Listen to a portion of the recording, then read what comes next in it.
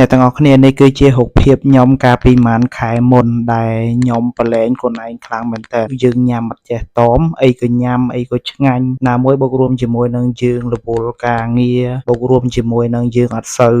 ញ៉ាំអាហារដែលល្អហើយញ៉ាំអីដែលផ្ដេសផ្ដាស់ច្រើនដល់វ័យមួយដែលយើងមានអាយុច្រើនគឺគីឡូរបស់យើងគឺឡើងសើតមកអញ្ចឹងខ្ញុំក៏គិតថាគួរតែ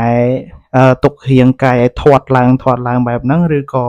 ខ្ញុំត្រូវតែមានវិធីសាស្ត្រក៏ដូចជាត្រូវតែធ្វើម៉េចដើម្បីសម្រក់មកវិញព្រោះអីខ្ញុំពីមុនអត់សូវឡើងគីឡូខ្លាំងចឹងឯងអញ្ចឹងខ្ញុំក៏គិតថាត្រូវតែហាត់ប្រាណខ្លះដើម្បីកុំឲ្យវាធាត់ខ្លាំងពេកអ្វីដែលពិសេសក៏យើងត្រូវតមអាហារដែរអញ្ចឹងបន្ទាប់ពីខ្ញុំហាត់ប្រាណបូកមួយនឹងការតមអាហារបូករួមជាមួយនឹងការកាត់បន្ថយញ៉ាំអីដែលមិនល្អខ្ញុំពិតជាទទួលបានលទ្ធផលស្រកគីឡូបានខ្លះដែរឥឡូវខ្ញុំបានហុករៀងមកវិញហើយគឺអត់សូវឡើងក្បាលពោះខ្លាំងហើយនឹងលើសគីឡូខ្លាំងដូចមុនទេប្រាណហើយនឹងការដែលយើងញ៉ាំត្រឹមត្រូវវាពិតជាអាចជួយយើងបានច្រើនមែនជួបគ្នាមួយខ្ញុំនៅវីដេអូក្រោយទៀត